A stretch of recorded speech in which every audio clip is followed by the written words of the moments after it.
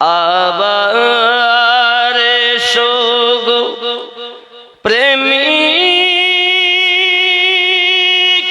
বেলা, মোদেরি জগতে ফিরে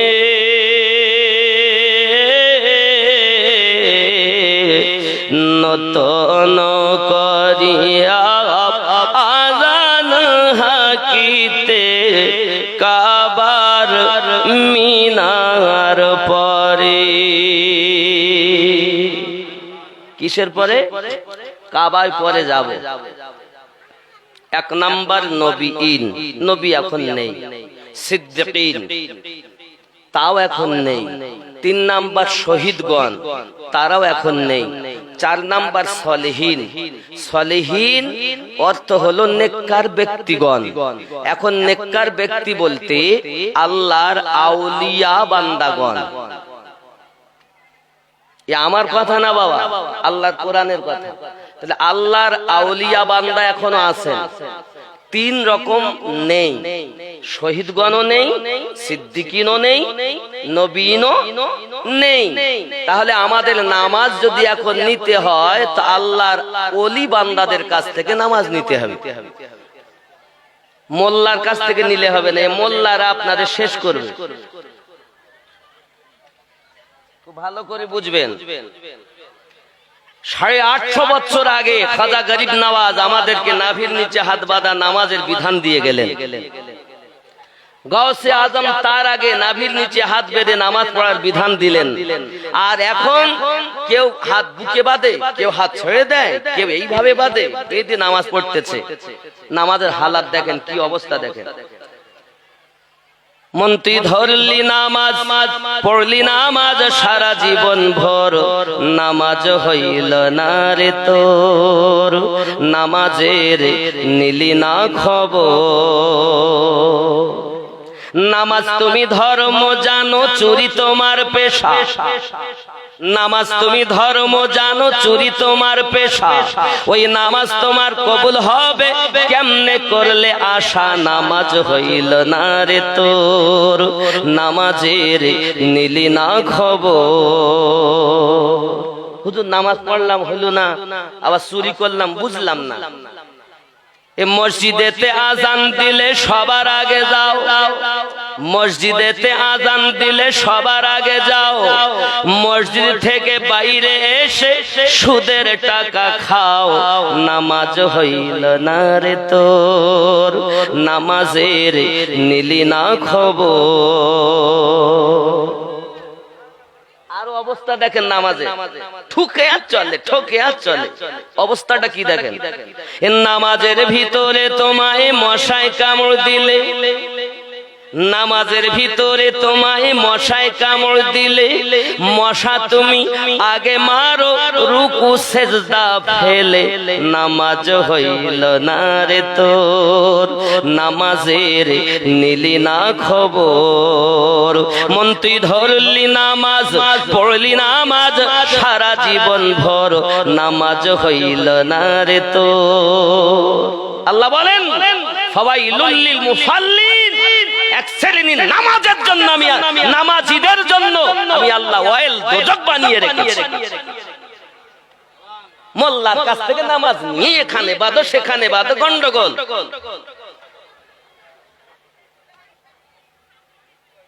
কোন মোল্লার কাছ থেকে নামাজ নিতে হবে না, নামাজ নিতে হবে আল্লাহ ওয়ালাদের কাছ থেকে। যার ঈমান ইকরারুম বিল লিসান, জবানের সঙ্গে কলবে গিয়ে পৌঁছেছে, এই রকম ব্যক্তির কাছ থেকে নামাজ নেওয়া লাগবে।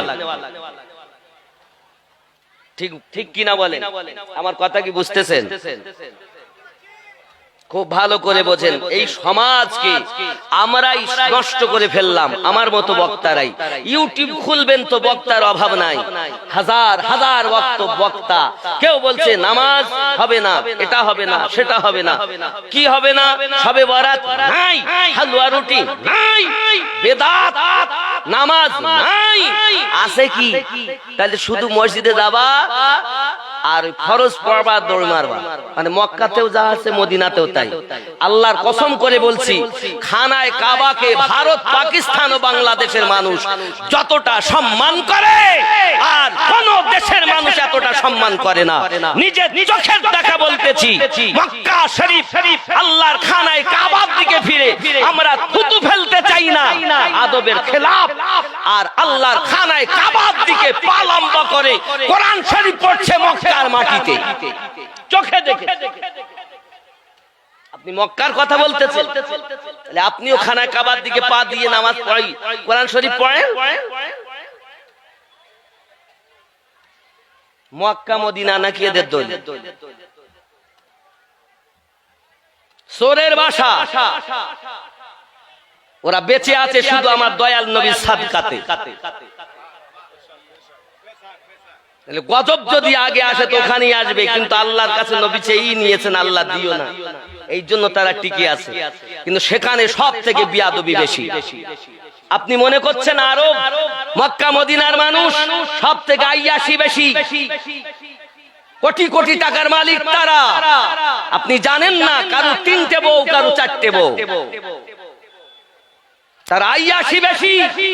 আল্লাহ রহমত, আমরা ভারতের মাটিতে জন্ম নিয়েছি, আমাদের ইমানের মতো কারো ইমান নাই।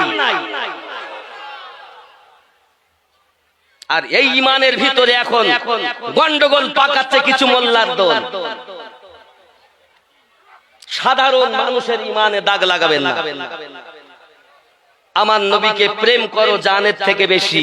মক্কা মদিনাকে উপমা দিয়ে নয়, মক্কাকে আমরা ভালোবাসি খানায় কাবা আছে বলে, মদিনাকে আমরা ভালোবাসি আমার নবী আছেন বলে। ওই যে কোন হাজি আছে কি করলো এ দেখে নয়, কোন মানুষ কিভাবে পড়লো তা দেখে নয়, আমরা মদিনাকে ভালোবাসি রসুলের পাকের খাতিরে, মক্কাকে ভালোবাসি, মক্কার খানায় কাবার দিকে নামাজ পড়ি। আমার নবী আমাদের জন্য কাবা বাইতুল্লাহ বানিয়ে নিয়েছেন বলে।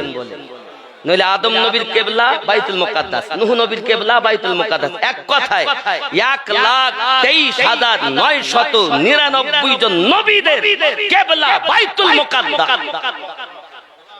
শুধুমাত্র আমাদের জন্য এবং রাসূলের পাকের খাতিরে কাবা বাইতুল্লাহ হয়েছে। আল্লাহ করে দিয়েছেন আমাদের নবীর ওসিলাতে, তাও সেটা এই শাবান মাসে, তাও সেটা অন্য মাসে হয়নি, এই শাবান মাসে। জোরে বলুন। আরে সোরের দল এখন শাবানের বরকত আর নাই। এই মোল্লা থাকবেই, চিরজীবন ছিল, এখনো আছে, আগামীতেও। তাদের দল কতটা বললাম? 72। এই জন্য সব হাফেজ কারি মাওলানা আমার নয়, সব মুফতি মুহাদ্দিস আমার নয়। হে বাবা, আপনি কি জানেন না কারবালার মাটিতে শহীদ করেছিল হোসাইন পাককে তারা? মুফতিয়ানে কেরাম ছিল যারা, হাফেজে কোরআন ছিল যারা, নামাজি ছিল যারা। তো নামাজ পড়লি আমার, নামাজ পড়লে আমার হয় না বাবা। নামাজ যদি নিতে হয় তো আল্লাহর ওয়ালাদের কাছ থেকে নিতে হবে, নবী ওয়ালাদের কাছ থেকে নিতে হবে। কেমন নামাজ?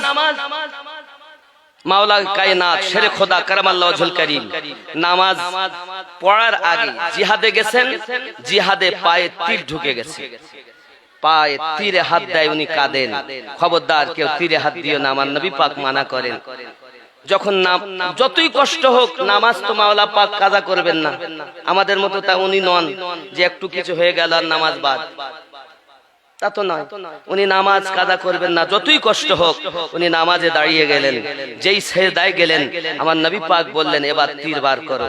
তীর বার করা হয়, মাওলায়ে কায়নাতের কোনো খবর নাই। জোরে কোন সুবহানাল্লাহ। তো নামাজ নিতে মাওলা আলীর কাছ থেকে কেন? তিনি নামাজ পড়ছেন, নবী পাক যার সম্পর্কে বলেছেন আনা মদিনাতুল ইলমু ওয়া আলিয়ুন বাবুহা, আমি নবী জ্ঞানের শহর, আমার আলী তার দরওয়াজা। এখানেও যদি কেউ ঝামেলা পাকায় আমার নবী আবার একদম খাস করে দিলেন আনা দারুল হিকমা ওয়া আলিয়ুন বাবুহা, আমি নবী মারেফাতের ঘর, আমার আলী তার দরওয়াজা। তুমি এখন নামাজ নিচ্ছ কার কাছ থেকে? ইংলিশ জাননেওয়ালা। বাবারে, এর মতো ইংলিশ কেউ বলতে পারে না। পাগলের দল কোথাকার। আল্লাহওয়ালাদের কাছ থেকে নামাজ নিতে হবে। তাহলে আমরা বিধান পেলাম, সুস্পষ্ট বুঝতে পারলাম। আমরা নামাজে বলেছি সিরাতাল্লাযীনা আনআমতা আলাইহিম, যাদের প্রতি আপনি পুরস্কার দিয়েছেন আল্লাহ, আমাদেরকে তাদের পথের অনুসরণকারী বানিয়ে দাও। তাদের পথে চালিও না যাদেরকে তুমি গজব দিয়েছো, ধ্বংস করেছো, বহিষ্কৃত করেছো। নাকি গো? তাই তো বলি, এটা কোন পথ? ইহদিনাস সিরাতাল, জোরে কোন সুবহানাল্লাহ। নামাজ বুঝে নিলেন। আমি নামাজের দিকে বেশি যাচ্ছি না, কারণ আমি হাবশী বেলাল রাদিয়াল্লাহু তাআলা ঘটনাটাই বেশি আপনাদের কাছে বলবো। জোরে বলুন সুবহানাল্লাহ। বলবো না ছেড়ে দেব?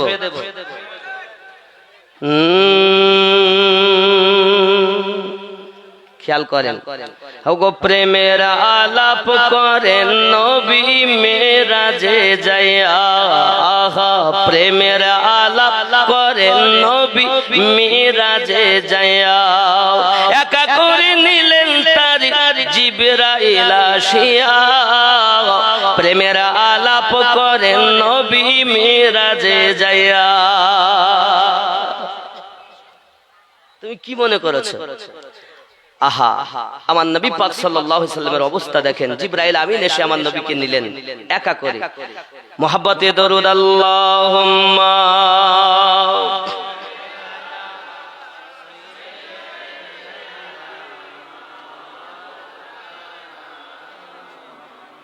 ওয়া আলা আলি সাইয়্যিদিনা।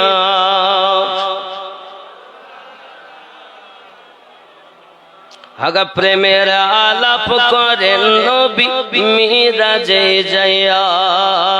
প্রেমের আলাপ করেন নবী, একটু বলেন জোরে, কোথায় গিয়া? মিরাজে যাইয়া। উর্দু শব্দ মিআরাজ, কিন্তু আমরা শুধু মিরাজ। প্রেমের আলাপ করেন নবী, খুব জোরে, প্রেমের আলাপ করেন নবী। একা করে নিলেন তারে, একা করে নিলেন তারে জিবরাইল আসিয়া। প্রেমের আলাপ করেন নবী। সবাই জোরে বলুন না, প্রেমের আলাপ করেন নবী মিরাজে। উম্মতের কান্ডারি নবী, আমার নবী দয়াল নবী। দিন রাত কাঁদেন নবী, দিন রাত কাঁদেন নবী উম্মতের লাগিয়া। প্রেমের আলাপ করেন নবী মিরাজে যাইয়া। প্রেমের আলাপ করেন নবী মিরাজে যাইয়া। জোরে বলে, আরো জোরে। মিরাজেতে নিলেন তারে, মিরাজেতে নিলেন তারে অতি আপন বন্ধু করে। মিরাজেতে নিলেন তারে অতি আপন বন্ধু করে। জান্নাতেরই চাবি দিলেন, জান্নাতেরই চাবি দিলেন, জান্নাতেরই চাবি দিলেন তাকে বুঝাইয়া। প্রেমের আলাপ করেন নবী, আরো জোরে, প্রেমের আলাপ করেন নবী মিরাজে যাইয়া। একা করে নিলেন তারে, একা করে নিলেন তারে জিবরাইল আসিয়া। প্রেমের আলাপ করেন নবী। আহা, আরো সেতে নিলেন যারে, আরো সেতে নিলেন যারে মনের কথা কল কইবেন তারে। আহা, আরো সেতে নিলেন যারে মনের কথা কইবেন তারে। 70,000 পর্দা খোদা, 70,000 পর্দা খোদা দিলেন উঠাইয়া। প্রেমের আলাপ করেন নবী মেরাজে যাইয়া। প্রেমের আলাপ করেন নবী। আল্লাহ কবুল করে নাও, জোরে বলি আমিন। মিরাজে যাই আমার নবী প্রেমের আলাপ করে, আরে খেপা বলছেন নবীর কোনো ক্ষমতা নাই। আমার জওয়ান যুবক সোনা মানিকেরা, বেলাল রাদিয়াল্লাহু তাআলা নুকে চাবুক মারতে মারতে পুরো দেহটা ঝাঁঝরা বানিয়ে দিয়েছেন। পুরো দেহ যখন ঝাঁঝরা হয়ে গেল, এমন সময় উমাইয়া বিন খালদ গিয়েছে ঘরে আরাম করার জন্য। প্রহরীদের বলতে চাচ্ছে, প্রহরীরা খবরদার যেন বেলালকে পানি পান করতে দেবে না, খাবার যদি চায় খেতেও দেবে না, দেখবে তার মধ্যে প্রেম কত। আমি উমাইয়া বিন খালদ না দেখে তাকে ছাড়বো না। আমার বাবাজি সোনা মানিকেরা, থাম্বা সঙ্গে হাবশী বেলাল রাদিয়াল্লাহু তাআলা নুকে বেঁধে রাখা হয়েছে। একটু পানিও পান করতে দেওয়া হয় না, একটু খাবার তাকে খেতে দেওয়া হয় না বাবা। শুধু চাবুকের আঘাতে আঘাতে পুরো দেহ ঝাঁঝরা বানিয়ে দিয়েছে। উমাইয়া বিন খালদ তো আরাম করে, বেলাল রাদিয়াল্লাহু তাআলা আনহুর আরাম নাই। দ্বিতীয় দিন আবার সকালবেলা উমাইয়া বিন খালদ চাবুক হাতে করে নিয়ে এসেছে। বেলাল, এখনো কি মুহাম্মাদি ধর্মকে তুমি ত্যাগ করতে পারবে না? আমাদের ধর্মকে তুমি মেনে চলো, আমরা যাহা বলি সেই মোতাবেক জীবন যাপন করো। বেলাল রাদিয়াল্লাহু তাআলা মুনিবের বেটা মুনিবকে ডাক দিয়ে বলছেন, ওগো মুনিবের বেটা মুনিব আমার, আপনারা যাহা ইচ্ছা তাই করুন। একবার বলে দিয়েছি, বারবার এক কথা বলতে ভালো লাগে না। আমাদের যদি কেউ মারতো আমরা কি করতাম? যদি এখন কেউ বলে খবরদার তুই নামাজ পড়তে যাস না, ধুস নামাজ, মদ খাস না, মদ খাবো না, কেটা বলেছে? এখানকার লোক ভালো, এরা মোটে মদ টাদ খায় না, গাঁজা খায় না, সুদ খায় না, খুব ভালো লোক, শিক্ষিত জায়গা, খুব ভালো। বাবা আমার শিক্ষা আছে কিন্তু দীক্ষা নাই, যার কারণে মদ বন্ধ নাই। ইশকের আগুন যদি আপনার ভিতরে জ্বলতো তাহলে আপনার দ্বারাতে মদ কখনো স্পর্শ হতো না বাবা। ওরে আমার জওয়ান যুবক সোনা মানিক, আপনি মনে করতেছেন আমি না না না মদ পান করবো। যুবক, আমার কথা আপনি 11টা দিন পালন করুন। 11টা দিন, বেশি নয়। কয়টা দিন? 11টা দিন। কি আপনি আল্লাহ আল্লাহ করবেন? মনে করুন আল্লাহ বলতেছেন, এক নিঃশ্বাসে বলবেন 2 বার 3 বার 5 বার 7 বার 10 বার, যতবার বলতে পারেন এক নিঃশ্বাসে। বলার পরে আপনি আল্লাহ শব্দটা নিঃশ্বাস ফেলে না দিয়ে ঢোক গিলে নেবেন ভিতরে। 11 দিন করে দেখুন, তারপর আপনি বুঝতে পারবেন কিছু নমুনা। কি বললাম? কি বললাম? আল্লাহ আল্লাহ আল্লাহ আল্লাহ আল্লাহ আল্লাহ গিলে নিলে ছেড়ে দেওয়া না, মানে এই যে নিঃশ্বাসটা নিলাম 2 বার 4 বার যা বললাম গিলে নিলেন। গিলে দেখুন 11টা দিন কিছু নমুনা পাবেন। আরে বাপ, আপনি যাত্রা পরিমাণ হলেও কিছু অনুশোচনা করবেন যে আমিনুদ্দিন বলে গেছে, একটু করি দেখি না। চলা বলা ওঠার পথে আপনি রাস্তায় চলছেন, আল্লাহ আল্লাহ করছেন, মাঠে কাজ করছেন, আল্লাহ আল্লাহ করছেন, কিন্তু গিলছেন। আপনার কলব মরে রয়েছে বাবা, মরা অন্তরে কখন আল্লাহ ঢোকে নাও। আপনি খাইতে সে কোন কলবটাকে খেতে দেন, খেতে দিবেন, দেখবেন আপনার কলব এমন পরিষ্কার হয়ে যাবে, কিছু ভালো লাগবে না। শুধু আল্লাহ এবং নবীর কথা শুনলে আপনার চোখ দিয়ে পানি এসে যাবে। বন্ধুরে আমার, বেশি আমল আপনাদের দেইনি, একটা আমল দিয়েছি। আমার মদ খাওয়া বাবারা, আমার সুদ খাওয়া বাবারা, আমার গাঁজা খাওয়া বাবারা, একটি মাত্র আমল 11 দিন করে দেখুন। সেটা কি? কি দিয়েছি? আল্লাহ আল্লাহ আল্লাহ আল্লাহ আল্লাহ আল্লাহ। 11 দিন করুন। চলা ফেরা ওঠা বসার মাঝে আপনি ওঠা থেকে নিয়ে শোয়া পর্যন্ত সব সময় খেয়ালে থাকুন যে আমার আল্লাহ ছাড়া কেউ যিনি আমাকে বাঁচিয়ে রেখেছেন, যিনি আমাকে সব দিয়েছেন নবীর ওসিলাতে, আর সেই রব ছাড়া আমার কেউ নাই। আমরা তো নামাজেই বলি ইয়াকা না'বুদু ওয়া ইয়াকা নাস্তাঈন, আমরা তোমারই ইবাদত করি, তোমার কাছে সাহায্য প্রার্থনা করি। কি সাহায্য চাই? ইহদিনাস সিরাতাল মুস্তাকিম, আমাদেরকে সোজা সরল সঠিক পথে পরিচালিত করো। জোরে বলুন। এই সূরা ফাতিহাটা হলো প্রার্থনা সূরা। আর এটা কি আবার এক জায়গায় কিছু মৌলবীরা এনে বলবে, দেখোছো আল্লাহ ছাড়া কারো কাছে সাহায্য চাওয়া যাবে না।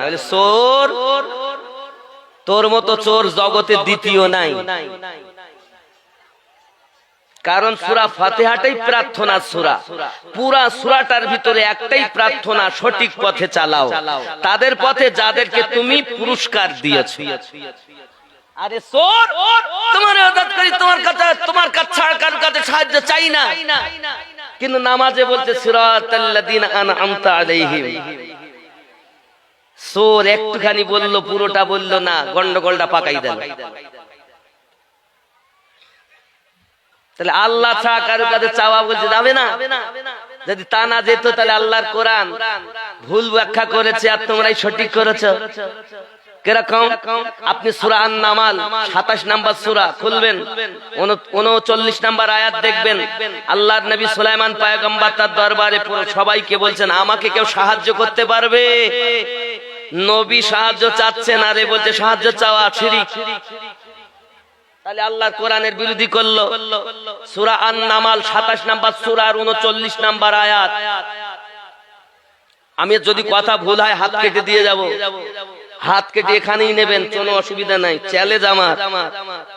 আর যদি থাকে তো মেনে নাও, চোরের কথা শোনো না, আল্লাহওয়ালা নবীওয়ালাদের কথা শোনো, আল্লাহর কথা শোনো। চ্যালেঞ্জ আমার। হয়তো আমার কথা রাগ করছেন অনেকে, আমার জওয়ান যুবক শোনা খুব ভালো করে বোঝেন। ওই কোরআন শরীফের আপনি সূরা আন-নামালের 33 নম্বর আয়াত থেকে পড়তে থাকবেন, দেখবেন আপনার ব্রেন ওয়াশ হয়ে যাবে। এবার 39 নম্বর 38-39 যাইয়া আল্লাহর নবী সুলাইমান তার দরবারে সমস্ত জিন যার কথা শুনতেন, দৈত্য যার কথা শুনতেন, বাতাস যে সুলাইমান নবীর কথা শুনতেন, আল্লাহর নবী সুলাইমান যদি বলতেন আয় বাতাস পূর্ব দিকে নয় পশ্চিমে চলো, তো চলে যেত। জোরে বলেন। এত ক্ষমতা আল্লাহ দিয়েছিলেন। এখন সুলাইমান পয়গম্বর বলেন, কেউ আমাকে উপকার করতে পারবে? তখন জিনদের ভিতরে একটা জিন, বড় দৈত্য, বড়, যার নাম ইফরিত। আপনি দেখবেন ইফরিত, সে বলে হ্যাঁ আমি পারবো। কি উপকার? কত সময় নেবে? তো যে আমি বিলকিস বেগমের প্রাসাদ আপনার এই সিংহাসন থেকে দাঁড়ানোর আগেই এনে দেব। আমি অত সময় দিতে পারবো না, তার আগে কে পারবে?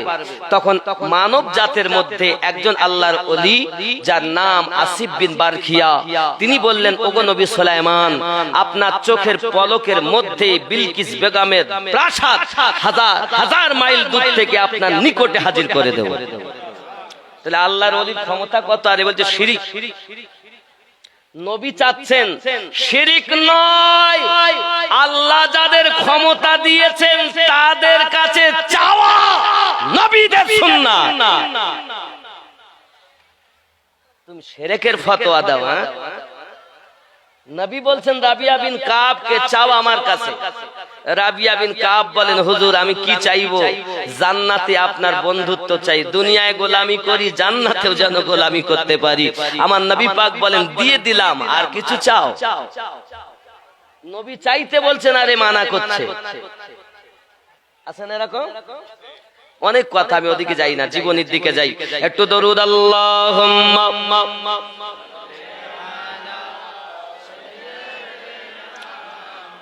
মাওলানা মুহাম্মদ ওয়া আলা আলি সাইয়্যিদিনা।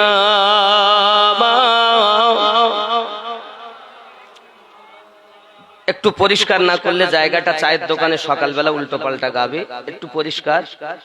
আল্লাহ দেন নিজের ক্ষমতায়, আল্লাহ ওয়ালারা দেন আল্লাহর দেওয়া ক্ষমতায়। আল্লাহ যাদের ক্ষমতা দিয়েছেন তারা দিতে পারে। আল্লাহ ওয়ালাদের দেওয়া হলো সসীম, আর আল্লাহ হলেন অসীম। ক্লিয়ার, সংক্ষিপ্ত ভাবে কথা বুঝেছেন? জি আব্বাজি আমার সোনা মানিকের, হযরত বেলাল রাদিয়াল্লাহু তাআলা আনহু কি দ্বিতীয় দিন সকালবেলা যখন একই উত্তর পেয়েছে, সঙ্গে সঙ্গে আপনার উমাইয়া বিন খালদ আবার চাবুক আরম্ভ করেছে মারা, মারতে মারতে পুরো আবার দেহে যে প্রথম দিনের ঘা, প্রথম দিনের আঘাত এখনো শুকালো না বাবা। দ্বিতীয় দিন আবার যখন চাবুক মারতেছি জায়গাগুলো ফেটে ফেটে যায়, ফেটে ফেটে রক্ত বার হতে শুরু হয়ে গেছে বাবা। এমনি করে হাবশি বেলাল রাদিয়াল্লাহু তাআলা আনহু বেহুশ হয়ে গিয়েছেন। যখন বেহুশ হয়ে যাওয়ার পরে উমাইয়া বিন খালদ প্রহরীদের বলে, প্রহরীরা ধরো, আর তাকে টেনে টেনে টেনে একটা ছোট্ট দুর্গন্ধময় ঘরের ভিতরে বন্দী করে দেয় বাবা। সোনা মানিকের ওই দুর্গন্ধময় ঘরে আল্লাহর হাবিবের আশিক হযরত বেলাল রাদিয়াল্লাহু তাআলা আনহু বেহুশ হয়ে পড়ে রয়েছে, আর বাঘের মতো গর্জন করে উমাইয়া বিন খালদ, আর বলতে চাচ্ছে আমার কারণ হলো সকালবেলা আবার আসবো, দেখবো তোমার মায়া বেশি, ইমানি জজবা বেশি না আমি তোমাকে কষ্ট দিতে পারি বেশি। আব্বা আমার ঘরের বাইরে এসে তালা মেরে উমাইয়া আরামে চলে যায়। আমার নবী পাকের আশিকের কোনো আরাম নাই। গভীর রাত যখন হয়ে গেল, হুঁশ ফিরে এসেছে যখন, দুটি হাত পেতে দিয়ে দোয়া চাইছেন, আল্লাহ আমার আব্বা দুনিয়া থেকে ইন্তেকাল করেছে, আমি বেলাল এতিম, ওগো আমার রব আপনার কাছে আমি ফরিয়াদ করি, আমার মুনিব এত জালিম এত অত্যাচারী, আমার প্রতি আঘাত করি, আমার প্রতি আঘাত করি। আমি দেখেছি যারা ঈমান নিয়ে এসেছে, ইসলাম ধর্ম গ্রহণ করেছি, দুশমনের দল এত মার তাদের মারি, অনেক সময় তারা বেহুশ হয়ে আপনার আনাপ শনাপ উল্টা পাল্টা কথা বলে, যেসব কথা বেহুশ হালাতে বলে।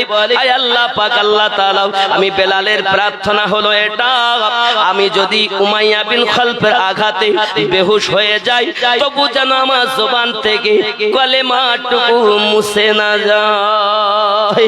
ওগো আমার মাবুদ রে, আপনার কাছে ফরিয়াদ করি, আমি মারে বলে আমাকে আঘাত করে বলে আমি চাই না যে সে আমার আঘাত বন্ধ করে দিক, বরং তো আপনার কাছে আমার প্রার্থনা এটাই, আল্লাহ আঘাত সে করবে, আমাকে তুমি ধৈর্য ধরার ক্ষমতা দান করো।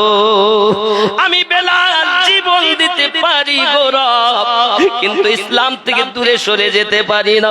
আমার সোনা মানিকেরা এমনি করে চোখের পানি ফেলে তার মাহবুদের কাছে বেলাল রাদিয়াল্লাহু তাআলা আনহু ফরিয়াদ করতেছেন, জোরে জোরে বলুন সুবহানাল্লাহ। আমার হুজুর আলিমউদ্দিন নকশবন্দি রাহমাতুল্লাহ আলাইহি জিজ্ঞাসা করেন যে হুজুর আল্লাহ কেমন? হুজুর উত্তর দিচ্ছেন, যে যেমন তার রব তার কাছে তেমন, যে যেমন তার রব তার কাছে, আপনি যেমন আপনার রব আপনার কাছে তেমন। আব্বাজি আমার সোনা মানিকের, বেলাল রাদিয়াল্লাহু তাআলা আনহু যেমন তার রব তার কাছে তেমন, নবী যেমন নবীর রব নবীর কাছে তেমন, আমি যেমন আমার কাছে আমার রব আমার কমন, আপনারও তেমন, যে যেমন তার রব তার কাছে তেমন। যুবকের সোনা মানিক আমার ভালো করে ব্রেনের ভিতরে রাখুন। রাত অতিবাহিত হয়ে গেল, উমাইয়া বিন খালদ তালাটা খোলে, ভিতরে গেল চলে, দেখে বেলাল রাদিয়াল্লাহু তাআলা আনহুর দুই চোখ দিয়ে টপ টপ করে পানি ঝরতেছে, মাথায় হাত বুলিয়ে বলে, বেলাল আমি তোমাকে আঘাত করতাম না, তুমি যেহেতু এতিম ছেলে, তুমি যে আমার এত সুন্দর কাজ করো, দুইটা মনীষে জানা করতে পারে, তুমি একাতে তাই করো, কিন্তু বেলাল রাদিয়াল্লাহু তাআলা আনহু তোমার শুধু একটি মাত্র দোষ, আমি যেটা বলি তুমি পালন করো না, তুমি নতুন ধর্ম গ্রহণ করে নিয়েছো। আমার সোনা মানিকেরা, হযরত বেলাল